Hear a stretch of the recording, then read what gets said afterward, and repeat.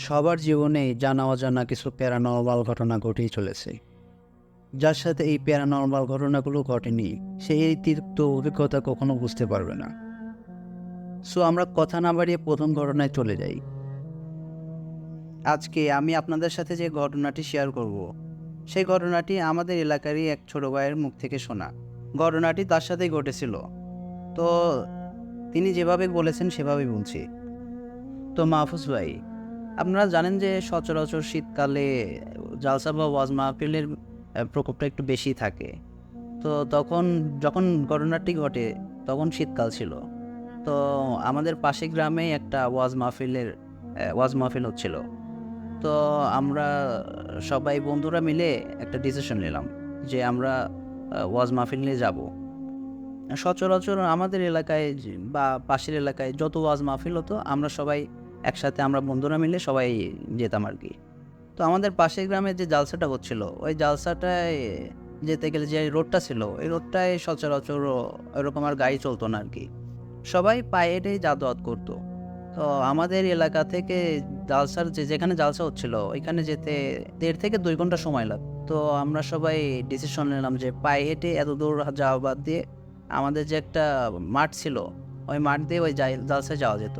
তো জালসায় যাওয়ার যে মেন রোড ছিল, ওই রোড দিয়ে যেতে 2 থেকে 2.5 ঘন্টা সময় লাগতো। আর মাঠ দিয়ে যেতে 30 থেকে 45 মিনিট সময় লাগতো।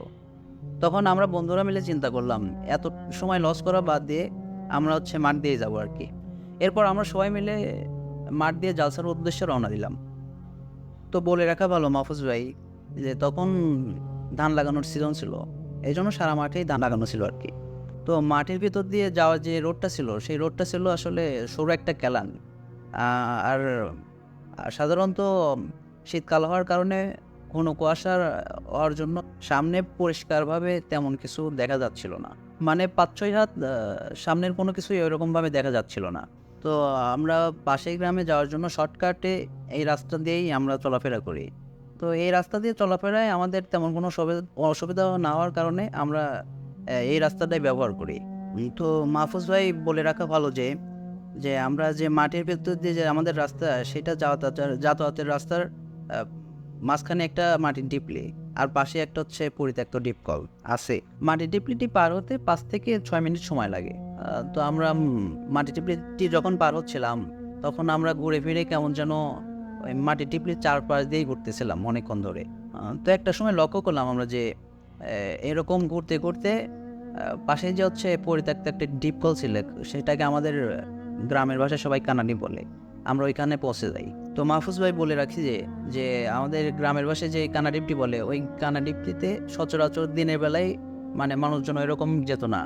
মানে একটা ভয়ঙ্কর একটা জায়গা হিসাবে সবাই জানতো, এবং রাতের বেলা যাওয়ার তো কোনো প্রশ্নই আসে না। তো আমাদের মাঝে একজন লক্ষ্য করলো যে ওই যে পরিত্যক্ত ডিপ কল, ওই ডিপ কলের দেখি যে আগুন জ্বলতেছে। তো এই বিষয়টি লক্ষ্য করে আমরা সবাই তখন ভয় পেয়ে যাই। এরপর আমাদের একজন বন্ধু মাদ্রাসায় পড়াশোনা করতো। সে হাদিস কালাম এবং দোয়া দরুদ ভালো জানতো। এরপর সে আয়াতুল কুরসি পড়া শুরু করে। তো আয়াতুল কুরসি পড়তে পড়তে আমরা সামনের দিকে হাঁটা শুরু করি। তো হাঁটা শুরু করার ফলে আমাদের সাথে যে ঘটনাটি ঘটছিল, যে আমরা যে গোলকদাদার ভিতরে পড়ে গেছিলাম, এই গোলকদাদা থেকে বেরিয়ে আমাদের পাশের গ্রামে যে জালসা হচ্ছিল, সেই জালসায় আমরা পৌঁছে যাই।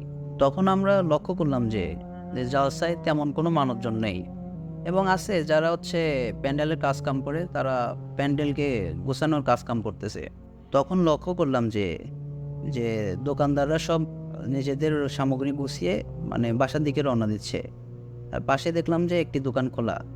তো আমরা সবাই সেই দোকানের সামনে গেলাম, যে দেখলাম যে সেই দোকানটা আসলে ভাজা পোড়ার দোকান। তো আমরা বন্ধুরা মিলে সবাই তখন সেই দোকান থেকে ভাজা পোড়া খেলাম, এবং দোকানদারকে জিজ্ঞাসা করলাম, আচ্ছা, এরা সবাই চলে যাচ্ছে কেন, আর জালসায় তেমন কোনো মানুষজন নেই কেন? তখন দোকানদার আমাদেরকে বললো যে জালসা তো এখন শেষ হয়ে গেছে, এজন্য সবাই যে যার সব জিনিসপাতি গুছিয়ে বাসায় চলে যাচ্ছে। তখন আমরা বললাম কি, এত তাড়াতাড়ি জালসা শেষ? আমরা তো একটু আগে জালসা আসার জন্য বের হলাম, এত তাড়াতাড়ি জালসা শেষ হয়ে যাবে কেন? তখন আমার এক ফ্রেন্ড নিজের ঘড়ির দিকে লক্ষ্য করলো, দেখলো যে এখন 2টা বাজে। তখন আমরা আশ্চর্য হয়ে গেলাম, কি আমাদের তো এত সময় লাগার কথা না, আমরা কোথায় ছিলাম, এতক্ষণ কি করলাম? যে জন্য রাস্তা দিয়ে আসলে অনেক বেশি সময় লাগবে, এজন্য আমরা মাঠ দিয়ে আসলাম, তবু এত সময় লাগলো। এটা ভেবে আমরা অনেক বিস্মিত হলাম। এরপর আমরা বন্ধুরা মিলে ভাজা পোড়া খাওয়া শেষ করে জালসা থেকে বাসার উদ্দেশ্যে আবার রওনা দিলাম। যেহেতু মাঠ দিয়ে আসার সময় আমাদের সাথে যে ঘটনাগুলো ঘটে গেল এবং আসার পরে যে ঘটনাগুলো ঘটলো, এই জন্য আমরা মাঠ দিয়ে না গিয়ে রাস্তা দিয়েই যাওয়ার সিদ্ধান্ত নিলাম। তারপর রাস্তা দিয়ে আসার সময় আমাদের সাথে তেমন কোনো ঘটনা ঘটেনি। সামনে একটা বাঁশের ঝোড়, তো বাঁশের ঝোড়টা পার দিলে আমাদের গ্রাম। আমরা যখন বাঁশের ঝোড়ের মাঝখানে, তখন আমার এক বন্ধু সে বলে ওঠে, তার নাম হচ্ছে শাহেদ, যে কে কোথায় আছিস, আমার সামনে আয়। আমি কোনো ভূত বা এগুলো কোনো কিছু ভয় পাই না বা বিশ্বাস করি না। তারপরে আমরা যা দেখলাম মাহফুজ ভাই, বাঁশের ঝোড়ে মনে হচ্ছে কে যেন বাঁশগুলোকে ধরে ধরে এমন জোরে জোরে ঝাঁকাচ্ছে এবং অনেক জোরে জোরে শব্দ হচ্ছে। এটা দেখে আমরা অনেক ভয় পাই। ভয় পেয়ে আমরা একটা দৌড় দিয়ে আমরা যে যার মতো বাসায় চলে আসি। ওই দিন আমরা বাসায় যাওয়ার পর তেমনভাবে আর ঘুম হলো না, ভয়ে ভয়ে রাতটা কেটে গেল। তো বলে রাখি মাহফুজ ভাই, আমার যে বন্ধু বাসের জোরের সামনে দাঁড়িয়ে বলছিল যে আমি ভূত মতো এরকম কিছু ভয় পাই না, কি আছিস সামনে আয়, ওই বন্ধুর নাম হচ্ছে শাহেদ। তো শাহেদ আর একটা বন্ধু, তার নাম হচ্ছে রোমন। ওরা দুইজন মাছ মারার প্রতি খুব একটা আসক্ত ছিল। তো তারা প্রত্যেক দিন রাত 10টার দিকে বা 10:30টার দিকে পোস্ট চ্যাটা এগুলো নিয়ে, লাইট নিয়ে তারা হচ্ছে বিলের যে মাছগুলো আছে ওইগুলো মারতে যেত। তো রোমন শাহেদকে প্রত্যেক দিন মাছ মারার জন্য ডেকে নিয়ে যেত। তো প্রত্যেক দিনের মতো সেই দিনও রোমন শাহেদকে ডাকে মাছ মারার জন্য। তো তারা দুজন এক পর্যায়ে বিলের মাঝখানে চলে যায়। মাঝখানে যে তারা হচ্ছে কুচ বা টেটা দিয়ে মাছ মারা শুরু করে।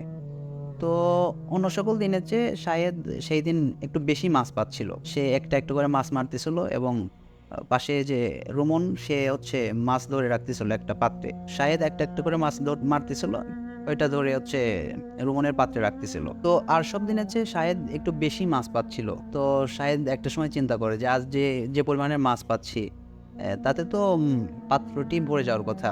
এটা চিন্তা করে শাহেদ যখন পাত্রটির দিকে তাকায়, তখন সে লক্ষ্য করলো যে যে সে যে পরিমাণ আশা করেছিল ওই পরিমাণে মাছ নেই, তার চেয়ে অনেক কম। এরপর শাহেদ যখন আর একটা মাছ পেয়ে যখন পাত্রে রাখতে যাবে, তখন শাহেদ যেটা দেখে, সেটা দেখার জন্য শাহেদ মোটেও প্রস্তুত ছিল না। শাহেদ দেখে যে রোমন কাঁচা মাছ চিবিয়ে চিবিয়ে খাচ্ছে। এরপর এটা দেখে শাহেদ যখনই চিৎকার করতে যাবে, তখনই রোমন বলে ওঠে যে এখন চিৎকার করে কোনো লাভ নাই, চিৎকার করার কোনো চেষ্টা করিস না। আমি যতক্ষণ না মাছ ধরতে নিষেধ করব, ততক্ষণ তুই মাছ ধরতে থাকবি, মোটেও চিৎকার করার চেষ্টা করবি না। এরপর শাহেদ যখনই চিৎকার করতে যাবে, তখন রোমন এগিয়ে এসে তার গালে একটা চর বসিয়ে দেয় এবং শাহেদ সেখানে জ্ঞান হারায়। এরপর শাহেদের যখন জ্ঞান ফেরে, সে দেখতে পায় যে নিজের বাসার ভিতরে। তখন শাহেদ দেখে যে তার পরিবারের সবাই তার চারদিকে দাঁড়িয়ে আছে। এরপর শাহেদ তার বাসার সবাইকে বলে যে আমি এখানে শুয়ে আছি কেন। তখন শাহেদের আব্বু বলে যে ফজরের নামাজ পড়ে আমাদের পাশের বাসার একজন যখন বিলের ভিতরে মাছ ধরতে গেছে, তখন গিয়ে দেখে যে তুই এই অবস্থায় পড়ে আছিস, তখন সে তোকে বাসায় নিয়ে আসে।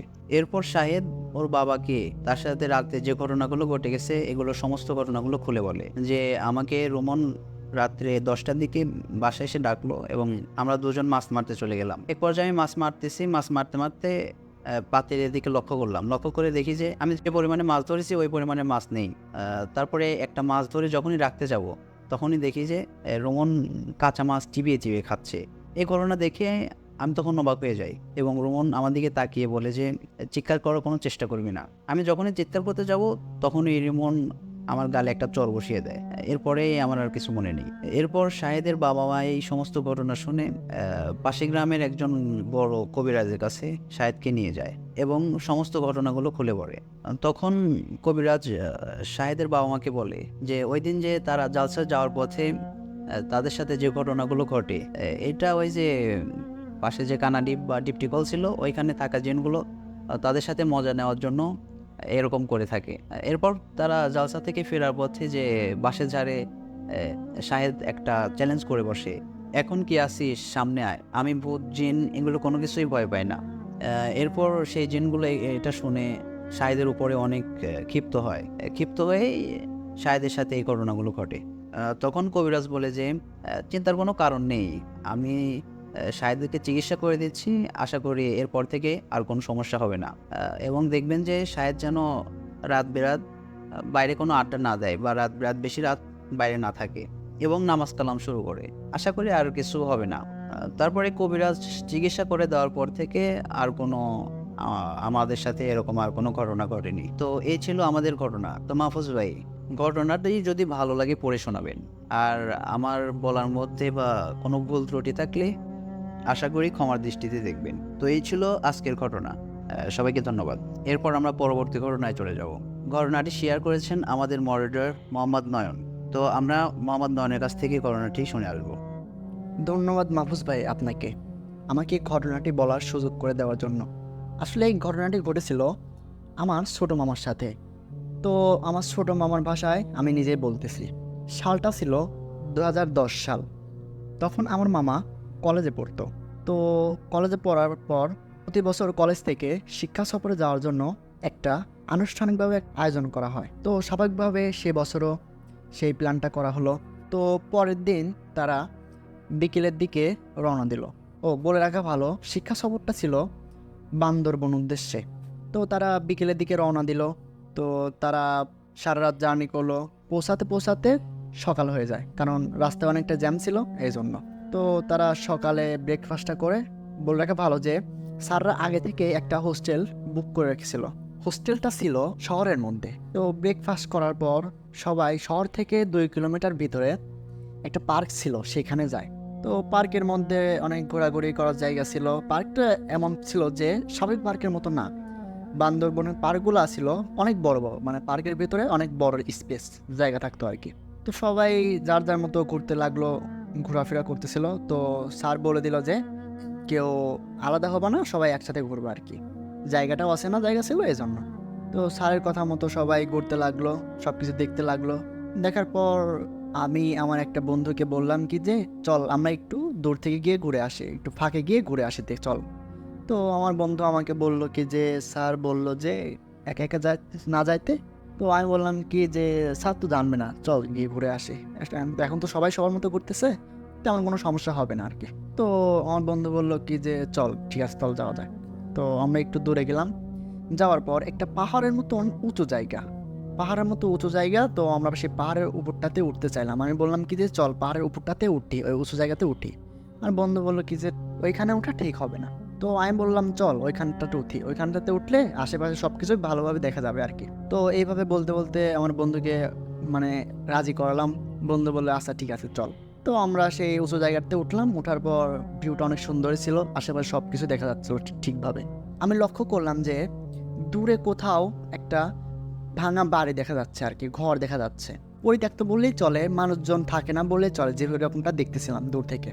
তো আমি আমার বন্ধুকে বললাম কি যে ওই বাড়িটা দেখতেছিস, ওই বাড়ির দিকে যাবে নাকি? তো আমার বন্ধু বললো কি যে না, যাওয়া ঠিক হবে না, কারণ ওই জায়গাটা একটু দূরে আর কি। এই জন্য আমার বন্ধু যাইতে রাজি হচ্ছিল না। তো আমি বললাম কি যে এত দূর যখন আসলামই, এর উপর উঠলাম, ভিউটা অনেক সুন্দর লাগতেছিল, এই জায়গাতে গেলেও কিছু হবে না, চল যাই ঘুরে আসি, দেখে আসি, জায়গাটা অনেক সুন্দর। তো এইভাবে করতে করতে অনেক জোর করে আমার বন্ধুকে নিয়ে গেলাম। যাওয়ার পর দেখলাম কি যে বাড়িটা আশেপাশে মানে একটু জঙ্গলের মতোই আর কি, জঙ্গলে ঘেরা বাড়িটা। মানে অনেক দিন আগে এই বাড়িতে কেউ থাকতো, কারা হয়তো মানে ব্যবহৃত কিছু আবাসপত্র রয়েছে, জিনিসপাতি রয়েছে, মাটির জিনিসপাতি রয়েছে, ব্যবহারযোগ্য অনেক জিনিসপাতি রয়েছে সেখানে, কিন্তু সবগুলো অকেজো আর কি। তো আমি একটু ভালোভাবে দেখার পর লক্ষ্য করলাম একটা পুতুল আছে এই একটা চৌকি কোয়ালিটি কিছু একটার উপরে। মানে আমরা বারান্দাতে যেগুলো পেরে রাখি, গ্রামের বারান্দাতে যেগুলো পেরে রাখে চৌকি কোয়ালিটি, ওইরকম চৌকির উপরে একটা পুতুল রাখা আছে আর কি, বাচ্চারা যেগুলো দিয়ে খেলে ওই রকম। কিন্তু এই পুতুলটা ছিল স্বাভাবিক পুতুলের মতো না, পুতুলটার গায়ে অনেকগুলো সুচ ফোটানো ছিল। পুতুলটা ছিল নেকড়া বলেন যেগুলা, নেকড়া, ওই নেকড়া দিয়ে বানানো। তো আমার বন্ধুকে বললাম যে দেখ পুতুলটা অনেকটা অস্বাভাবিক মতো লাগতেছে না, মানে সাধারণ পুতুল থেকে ব্যতিক্রম একটা পুতুলের মতো লাগতেছে। তো আমার বন্ধু বললো কি যে হ্যাঁ আসলেই তো। তো আমার বন্ধুকে বললাম যে চল আমরা এই পুতুলটাকে সাথে নিয়ে যাই, আমরা হোস্টেলে নিয়ে যাই। তো আমার বন্ধু বললো কি যে না, নিয়ে যাওয়া ঠিক হবে না, লাঞ্চের আসতেছে, চল আমরা দ্রুত হোস্টেলে ফিরে যাই, না হলে স্যার অনেক টেনশন করবে, বাকি সবাই আছে ওরা চিন্তা করবে। তো এই বলে আমরা তখন হোস্টেলে ব্যাক করি। ব্যাক করার পর লাঞ্চ করে আমরা একটু রেস্ট নিলাম। রেস্ট নেওয়ার পর আমরা একটু বিকেলে আবার ঘুরতে বের হলাম। ঘুরতে বের হওয়ার পর আমি আমার বন্ধুকে বললাম ওই জায়গাটাতে গেছিলাম, চল আবার ওই জায়গাটাতে যাই, ভালোভাবে তো কোনো কিছু দেখা হলো না, চল আবার গিয়ে দেখে আসি, ঘুরে আসি। তো আমার বন্ধুকে নিয়ে সেই জায়গাতে আবার পৌঁছালাম। পৌঁছানোর পর আমার বন্ধু দেখলো কি যে সেইখানে সেই পুতুলটা আগের মতোই রয়েছে, যেভাবে রেখে গিয়েছিল সেভাবেই আছে। তো আমি আমার বন্ধুকে বললাম কি যে চল পুতুলটা নিয়ে যাই, পুতুলটা ব্যতিক্রম লাগতেছে, চল বাসায় গিয়ে নিয়ে আমরা ভালোভাবে খতিয়ে দেখবো যে আসলে পুতুলটা কি, কেন এরকম। তো মাহফুজ ভাই তখন আমার মামা সেই পুতুলটা সঙ্গে নিয়ে আসে হোস্টেলে। হোস্টেলে নিয়ে আসার পর ব্যাগে রাখার পর 3 দিনের ট্যুর ছিল।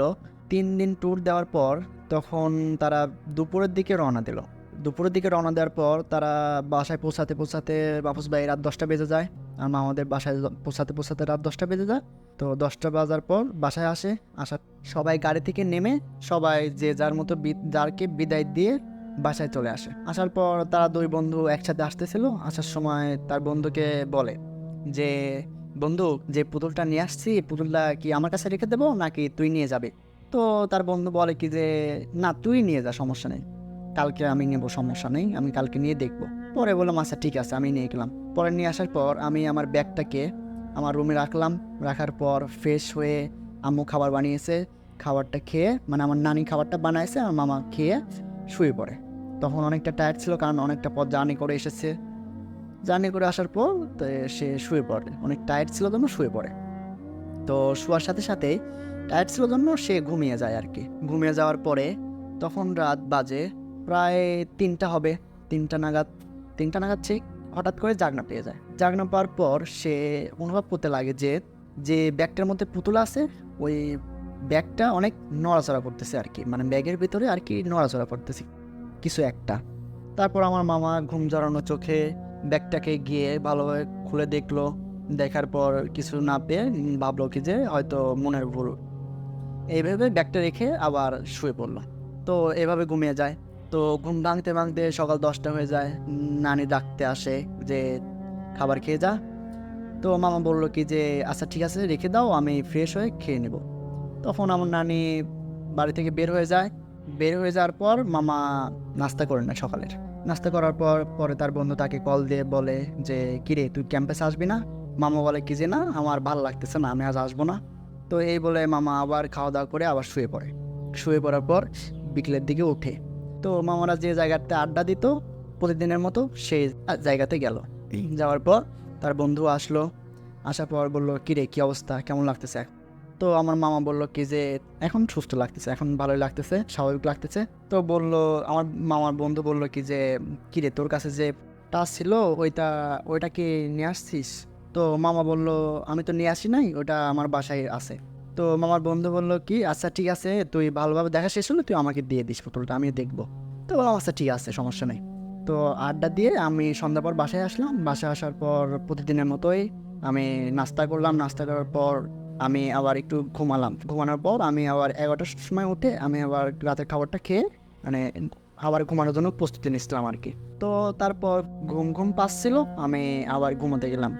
তো তখন বাজে রাত প্রায় 12:30টার দিক হবে। তারপরে যে ঘটনা ঘটেছিল মাহফুজ ভাই, ঘটনাটা মূলত এখান থেকেই শুরু, মানে ভয়াবহ যে ঘটনাগুলো এখান থেকেই শুরু। তো মাহফুজ ভাই ঘটনাটা এমন ছিল যে আমার মামা সেদিন পুতুলটা নিয়ে এসে ওই পুতুলের ভিতরে থাকা সুচগুলো সবগুলো বের করে ফেলেছিল।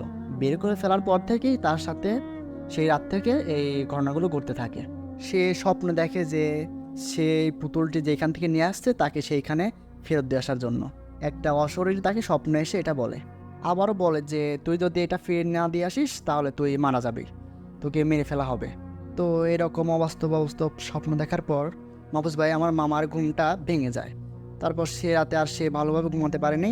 পরের দিন সকালে তার বন্ধুর কাছে সে কল দেয়। কল দেওয়ার পরে বলে কি যে বন্ধু তুই আমার সাথে দেখা কর, গুরুত্বপূর্ণ কিছু কথা আছে। তো এক পর্যায়ে তার বন্ধু আসার পর বলে কিরে, তুই এত তাড়াহুড়া করে আমাকে ডাকলি কেন, কোনো সমস্যা?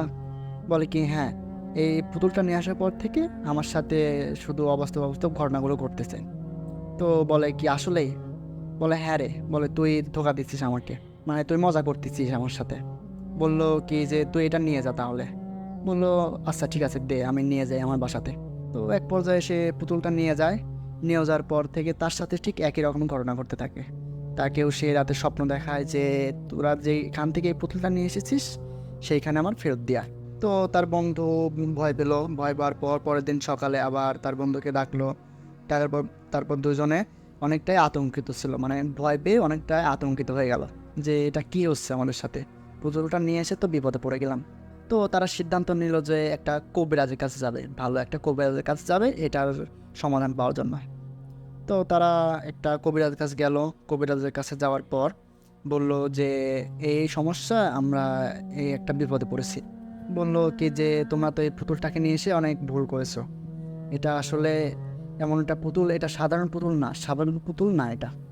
যখন একটা মানুষের উপর কালো জাদু করা হয় তখন এই পুতুলের উপর সূচ ঢুকানো হয় বা আরও অনেক কিছু মানে খাটানো হয় এর উপর আর কি। তখন আমি আর আমার বন্ধু কবিরাজের কথা শুনে রীতিমতো অবাক হয়ে যাই যে এরকমটা আবার হয় নাকি। তো আমরা বিশ্বাস করতে চাচ্ছিলাম না তখন, কিন্তু বিশ্বাস না করেও উপায় হচ্ছিল না তখন, কারণ স্বপ্নে যেটা দেখেছি সেটা একটা অশরীরই ছিল। তারপর আমরা কবিরাজকে বললাম যে এটা থেকে বাঁচার কোনো উপায় নাই, আমাদের সাথে যে স্বপ্নে এগুলা দেখায় এটা এখন আমরা কি করব, আমাদের একটা সমাধান নেই। তো হুজুর বললো ঠিক আছে, তোমাদের একটা তাবিজ দিচ্ছি, একটা না দুইজনের তাবিজ দিচ্ছি, তোমরা নিয়ে যাও, আর ঝাড়ফুঁক করে দিচ্ছি, তোমাদের গাটা বন্ধ করে দিচ্ছি, আর এগুলো হবে না ইনশাল্লাহ, তোমরা বাসায় চলে যাও। তো তারপর আমার মামারা বাসায় চলে আসলো। তখন ওই কবিরাজের কাছে ওই পুতুলটা নিয়ে যায়নি। তারপর বাসায় চলে আসার পর তারা আবার রীতিমতো শুয়ে পড়লো ঘুমানোর জন্য। শোয়ার পর সেই রাতটা স্বাভাবিকভাবে ভালোভাবে কাটলো। পরের দিন রাতে আবার সেই একই ঘটনা ঘটতে থাকলো। তখন তারা দিশেহারা হয়ে তারা আবার তাড়াহুড়া করে সেই হুজুরের কাছে গেল। যাওয়ার পর হুজুরকে সব কিছু খুলে বললো। তখন তারা ওই পুতুলটার সাথে নিয়েই গেছিল। যাওয়ার পর বললো কি যে হুজুর এই পুতুলের জন্যই আজকে আমাদের এই সমস্যাটা। পরে হুজুর বললো কি যে এই পুতুলটা তোমরা যেখান থেকে নিয়ে আসতো সেইখানে আবার ফেরত দিয়ে আসতে হবে, তা না হলে এই সমাধান সম্ভব না। তো হুজুর বললো, অনেক জোরাজোরি করে বললো যে হুজুর যেখান থেকে আসছি সেইখানে যাওয়া তো এখন আর সম্ভব হচ্ছে না, যে বিকল্প কোনো পদ্ধতি থাকলে আমাদেরকে বলেন দয়া করে। তো হুজুর বললো কি যে এটা আমার দ্বারা সম্ভব হচ্ছে না, আমার যে একটা আমি জানা মতো একটা বড় হুজুর আছে তাদের সন্ধান দিচ্ছি, তোমরা তার কাছে গিয়ে তোমাদের সমস্যাগুলো খুলে বলো, সে হয়তো তোমাদের সমস্যার সমাধান করতে পারবে। তো আমরা তার কথা মতো সেখানে চলে গেলাম, সেই হুজুরের কাছে চলে গেলাম। যাওয়ার পর সেই হুজুরের সব কিছু খুলে বললাম। হুজুর বলল যে এটা তোমরা ভুল কাজই করেছো, যে এইটা নিয়ে আসার পর থেকে তো এই পুতুলের সাথে যে কালো জাদুটা করা হয়েছে, সেই কালো জাদু যে করেছে সেই জিনকে দিয়ে তোমাদের স্বপ্নে দেখানো হয় যে এই পুতুলটা যেখান থেকে নিয়ে আসছো তোমরা আবার সেইখানে রেখে দিয়ে আসো। তো আমরা বললাম যে হুজুর আমার তো অনেক ভয় পায়, যে রাতের বেলা ঘুমাতেও পারে না, মনে হয় কি যে বাসার পাশে বা পাশের রুমে কি যেন ভাঙচুরের শব্দ পাওয়া যাচ্ছে, অনেকটা ভাঙচুরের শব্দ, সেটা শুধু আমিই শুনতে পাই, আমরাই শুনতে পাই, তাছাড়া অন্য কেউ শুনতে পায় না। তারপর এমন মনে হয় যে আমাকে কেউ ফলো করছে, ওয়াশরুমে যেতে পারছি না বা মানে বাইরেও যেতে পারছি না রাতের বেলা, এরকম একটা অবস্থা। তো হুজুর বলল যে এই জিনটাকে সরানো তো অনেকটাই কঠিন ব্যাপার, তো আমাকে কিছুদিন সময় দিতে হবে, কারণ এই কালো জাদুটা করা হয়েছে অন্য একটা মানুষের সাথে, শুধু তোমরা পুতুলটা নিয়ে আসার জন্যই তোমাদেরকে স্বপ্নে এগুলো দেখানো হয়। তো এইসব কথা বলার পর আমরা তখন কবিরাজের থেকে বিদায় নিয়ে বাসায় চলে আসি। আসার পর আমি সেই পুতুলটাকে নিয়ে ভাবি যে এখন এই পুতুলটাকে নিয়ে কি করব, কোনো সমাধানই তো পাচ্ছি না। এক পর্যায়ে আমাকে আবার সেই হুজুর ডেকে পাঠালো, বললো কি যে সেই পুতুলটাকে নিয়ে তুমি আমার কাছে আসো। পরে আমি আর আমার বন্ধু সেই পুতুলটাকে নিয়ে আবার সেই হুজুর কাছে গেলাম। যাওয়ার পর হুজুর বললো কি যে এইটা থেকে সমাধান পেতে হলে তোমাকে এই পুতুলটা, সামনে যে অমাবস্যার রাত আছে, অমাবস্যার রাতে এই পুতুলটা তুমি এই একটা নির্জন জায়গা বলতেছি, তুমি ওই জায়গাটা গিয়ে তোমরা এই পুতুলটাকে মানে পুঁতে দিয়ে আসবে, আমি তোমাদের গাটা বন্ধ করে দিচ্ছি, আর কোনো অশুভ কোনো কিছু তোমাদের কাছে ঘেঁচতে পারবে না। তো আমরা হুজুরের কথা মতো সেই অমাবস্যার রাতে ওই নির্জন জায়গাতে গেলাম। যাওয়ার পর ওই পুতুলটাতে সেখানে পুঁতে দিয়ে আসলাম। আসার সময় মানে আসার সময় না, মানে ওইখানে পুতুলটা পোতার সময় আমাদের সাথে যে ঘটনাটা ঘটেছিল সেটা আরও ভয়ঙ্কর ছিল, মানে অনেক অশুভ অনেক কিছু আমাদের কাছে ঘেঁচতে চেয়েও ঘেঁচতে পারে নাই, কারণ ওই হুজুর আমাদের গাটা বন্ধ করে দিয়েছিল জন্য আর কোনো কিছু সমস্যা হয় নাই, তাবিজ ছিল, এই জন্য আমাদের কোনো সমস্যা হয় নাই। তো একটা পর্যায়ে আমরা অনেক কষ্ট করে অনেক মানে ভয়াবহতার মধ্যেও পুতুলটাকে সেই জায়গাতে পুঁতে দিয়ে চলে আসি। তো আসার পর আমাদের সাথে আর তেমন কোনো কিছু ঘটে নাই, দিনকাল তখন স্বাভাবিকই চলে যাচ্ছিল। এখন পর্যন্ত আর কোনো সমস্যা আর হয়নি। তো এই ছিল মাহফুজ ভাই আমার ঘটনা। আশা করি এই ঘটনাটি ভালো লাগবে। এবার আমরা পরবর্তী ঘটনায় চলে যাব। ঘটনাটি শেয়ার করেছেন ভয়েস ক্লিপের মাধ্যমে মোহাম্মদ হৃদয়। তো মোহাম্মদ হৃদয়ের কাছ থেকে ঘটনাটি শুনবো। আসসালামু আলাইকুম মাহফুজ ভাই, আশা করি ভালো আছেন এবং ভালো সঙ্গে আছেন। আজকে যে ঘটনাটি আমি শেয়ার করতে চাচ্ছি আপনার সঙ্গে, সেই ঘটনাটি আমার নিজের সঙ্গেই ঘটেছে। এই জন্য বেশি কথা না বলে আগে আমার নিজের পরিচয়টা দিয়ে নেই। আমার নাম মোহাম্মদ হৃদয়, পাবনা জেলায় কসপুর ইউনিয়নে আমার বাসা। ঘটনাটি ঘটেছে 2015 সালের ওই দিকে। তখন আমার বয়স 17 থেকে 18 বছর। আমি ক্লাস 9-এ কি 10-এ পড়ি যত সম্ভব। আজ থেকে 6 বছর আগের, 7 বছর আগের ঘটনা, তো আমার অত একটা মনে নাই। তখন মাহফুজ ভাই হঠাৎ করে আমার সঙ্গে এমন একটা ঘটনা ঘটে যে হঠাৎ করে আমার বাসা থেকে বিয়ে ঠিক হয়ে যায়। এমনভাবে বিয়েটা হয় যে আমি নিজেও কল্পনা করতে পারি নাই। কারণ মাহফুজ ভাই আমার নিজের ফুফাতো বোনের সঙ্গে আমার বিয়েটা হয়ে যায়। ঠিক 1 বছর কি 1.5 বছর, প্রায় 2 বছর। 2 বছর পরে আমার একটা মেয়ে সন্তান হয়। সন্তান হওয়ার পরে আমার বাসায় থেকে অনেক চাপ পড়ে আমার উপর, কাজের চাপ। যে সংসারে একটা দায়িত্ব আছে না মাহফুজ ভাই, ওই দায়িত্বের একটা চাপ পড়ে আমার সঙ্গে। এই জন্য আর কি আমি পড়াশোনা তো একটা করতে পারি নাই। তখন আমার কাজ করার কাজটা ওরকম জোটে নাই যে কি কাজ করব। আমার কাকা ছিল, কাকা তখন মাছ জাল দিয়ে মাছ ধরার কাজ করতো, বুঝছেন মাহফুজ ভাই। তো তে তখন আমি আমার কাকার সঙ্গে কাজ করতাম মাছ ধরার। আপনি হয়তো জানেন যে পুকুর থেকে যে মাছটা ধরা লাগে, এই মাছটা ধরে রাত 2টা থেকে 3টার ওই দিকে। কারণ ভোরের দিকে মাছ বাজারে নিতে হয়।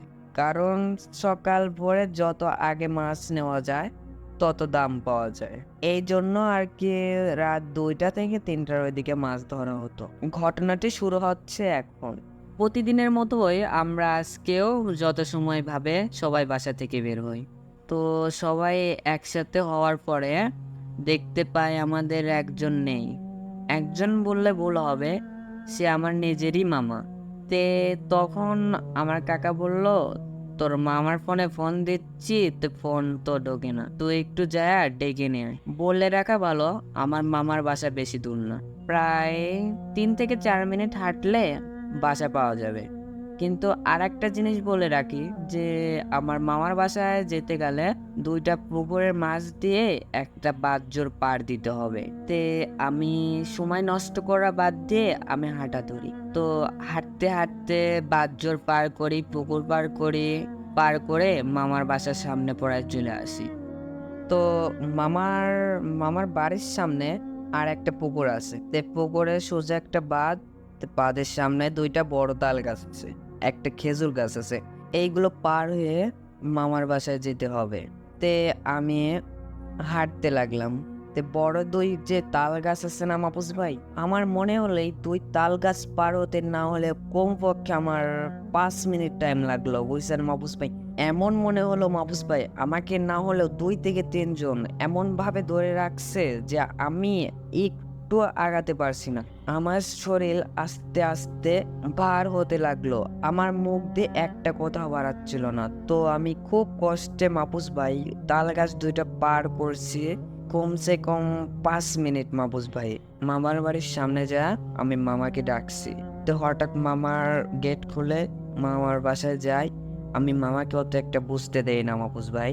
আমি শুধু মামার থেকে 1 গ্লাস পানি চাইছি, মামা পানি দিছে, পানিটা খাইছি, মামার সঙ্গে আবার রওনা দিছি। যথাযথ সময়ে আমরা চলে এসেছি। আসার পর আমরা ঠিক টাইম মতো মাছ মারতে চলে গেছি। মাছ মারা শেষে বাসায় এসেছি, তাও কিন্তু মাহফুজ ভাই আমি কাউকে ঘটনাটি কিছুই বলি নাই। তো আর কোনো সমস্যা হয়নি। আমি ভাবছিলাম ঘটনাটি হয়তো এখানে শেষ হয়ে যাবে, কিন্তু ঘটনাটি যে এত বড় পর্যায়ে যাবে আমি নিজেও জানতাম না। কারণ আমার আব্বু আম্মু এবং আমার বউ বলল আমি নাকি আমার নিজের মেয়ের মুখের উপর বালিশ দিয়ে আমি নাকি হাসতে হাসতে বলছিলাম যে মেরে ফেলবো, সবাইকে মেরে ফেলবো, কেউ বাঁচবে না আমার কাছ, সবাইকে মেরে ফেলবো এক এক করে। তখন আমার বউ এবং আব্বু আম্মু মিলে আমার বাচ্চাকে বাঁচায় এবং আমাকে ধাক্কা দেয়। এই সময় আমি পড়ে যাই এবং অজ্ঞান হয়ে যাই। পরে আমার জ্ঞান ফেরার পরে আমাকে এই সব ঘটনা বলে। তারপরে আমার নিজেকেও নিজের বিশ্বাস হচ্ছিল না। এরপর সব কিছু স্বাভাবিকভাবে চলতেছিল। হঠাৎ করে একদিন আমার কাকা আমাকে বাসায় এসে ডাকতে লাগলো যে এই হৃদয়, তুই মাছ মারতে যাবি না? তখন আমার বউ বলে যে সে তো চলে গেছে, অনেকক্ষণ আগে বের হয়েছে মাছ মারার জন্য, বলল আমি মাছ মারতে যাব, তো অনেকক্ষণ আগে বের হয়েছে। তখন আমার কাকা বলল যে কই, ও তো বের হয়েছে এখনো তো আসে নাই। তখন আমার বউ বলল যে হয়তো বাথরুমে গেছে, আমি দেখে পাঠা দিচ্ছি, আপনি যান। অনেকক্ষণ হওয়ার পরে আমি যেহেতু যাই নাই, তো আমার কাকা তারা চলে গেছে, সবাই চলে গেছে মাছ মারতে। যে পজেটে মাছ মারবে, মানে পুকুর, আমাদের চলিত বাজারে যেটা পুকুর বলে, মাছ মারবে ওখানে সবাই গেছে। যাওয়ার পরে দেখে নাকি আমার কাকা আমি ওই পজেটে আগের থেকে গেছি। যাওয়ার পরে নাকি ওই পুকুরে নেমে আগের থেকে আমি হাত দিয়ে মাছ ধরছি, আর বেলে কাঁচা মাছ অবাই বেলে আমি চাবা চাবা খাচ্ছি। এই ঘটনা তখন সবাই দেখে অবাক হয়ে যায়। তখন আমার কাকা আমাকে ডাকে আর বলে এই হৃদয়, তুই ওইখানে কি করিস, আর ওই কাঁচা মাছ তুই খাচ্ছিস কেন? তখন আমি নাকি হাসতে হাসতে বলেছি যে সবাইকে মেরে ফেলবো, কেউ বাঁচবে না, একে একে সবাইকে মেরে ফেলবো। বলার সঙ্গে সঙ্গে আমি নাকি ওইখানেই অজ্ঞান হয়ে পড়ে গেছি।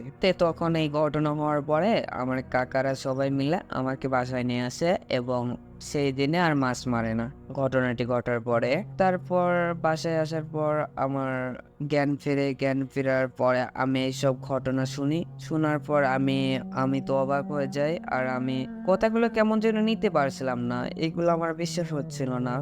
এইসব ঘটনা দেখে আমার আম্মু আমাকে বলল তোকে নিয়ে আমি কবিরাজ বাড়ি যাব। আমাকে নিয়ে আমার আম্মু কবিরাজ বাড়ি নিয়ে যায়, আর কবিরাজ আমাকে দেখিয়ে আগের থেকেই বলল, আমাকে ডাক দিয়ে বলল তুমি এইদিকে আসো, আর আমার আম্মুকে বলল আপনি ওইখানেই থাকেন। আমি যাওয়ার পরে আমার আর মনে নাই যে আমার সঙ্গে কি করছে এবং কি ঘটছে। তারপর আর কি জ্ঞান ফেরার পরে আমি দেখি আমি আমার বাসায়, নিজের বাসায়। তো আমার আম্মুকে বললাম আমি না তো কবিরাজ বাড়ি ছিলাম, তো আমি আমার বাসায় কিভাবে আসলাম? তো আমার আম্মু আমাকে বলল যে কবিরাজ বাড়ি নিয়ে যাওয়ার পর কবিরাজ তোকে চিকিৎসা করছে, তুই ঠিক হয়ে গেছিস। তখন আমি আমার আম্মুকে জিজ্ঞেস করি যে কবিরাজ তোমাকে কি বলছে, যে আমার কি হয়েছিল, আমাকে একটু বলো। তখন আম্মু বলল আমার নিজের কানে বিশ্বাস হচ্ছিল না। আমি নাকি আমার মামাকে ডাকতে গেছিলাম, তখন ওই দুইটা তাল গাছ, ওই তাল গাছ যে খারাপ দুইটা জিন থাকে, ওই জিন দুইটা নাকি আমার শরীরের মধ্যে ছিল এবং ওই দুইটা জিন অনেকদিন কারো শরীর দখল করতে পারছিল না। তোর শরীর দখল করার পর কবিরাজ বলল যে অনেক খারাপ কিছু করতে চাচ্ছিল ওরা, আল্লাহর রহমতে কিছু করতে পারে নাই। তো মাহফুজ ভাই, এই ছিল আমার ঘটনাটি যদি ভালো লেগে থাকে তাহলে ঘটনাটি শেয়ার করবেন। ধন্যবাদ। আজকের মতো এখানেই শেষ। পরবর্তী ঘটনাগুলো শুনতে চাইলে এই চ্যানেলটি সাবস্ক্রাইব করে আমাদের পাশে থাকবেন। ধন্যবাদ সবাইকে।